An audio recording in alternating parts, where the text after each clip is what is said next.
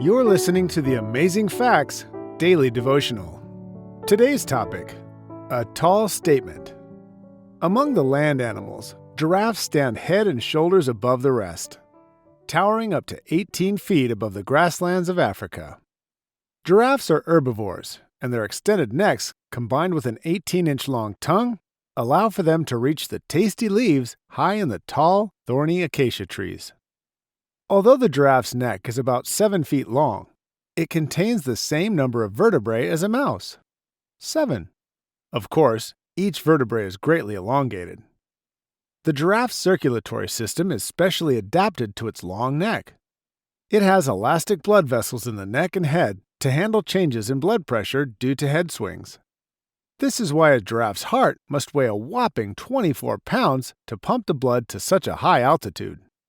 The name giraffe probably comes from the Arabic word zarafa, which means one who walks swiftly. With each step, a giraffe travels about 15 feet. They are also fast runners and can reach speeds faster than a horse, over 35 miles an hour. Though male giraffes will often neck wrestle to establish dominance, they are generally passive, non-territorial, and sociable. They live in loose, open herds, grazing peacefully with zebra, wildebeest, and antelope. Giraffes are the most vulnerable when drinking because they must spread their front legs far apart in an awkward stance to get their heads low enough to reach the water. Fortunately, giraffes can go without water even longer than a camel. The first giraffe ever seen in the West was brought to Rome about 46 BC by none other than Julius Caesar. When giraffes first entered Rome, because they were as big as camels with spots like leopards, they were thought to be the result of a freakish breeding of the two animals.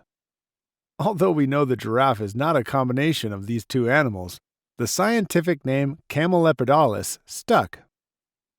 We may laugh at the gullible Romans who believed you could combine a camel with a leopard and get a giraffe, but a bigger question is, how can someone be half God and half man? The Jews thought this was impossible. In fact, at Christ's trial, the high priest was so angry after Jesus spoke about his divinity that he tore his clothes. What further need do we have of witnesses? You have heard the blasphemy. What do you think? Mark chapter 14, verse 63 and 64. They condemned Jesus to death. What do you think of the man who claimed to be God? Our key Bible text today is Mark chapter 14, verse 61.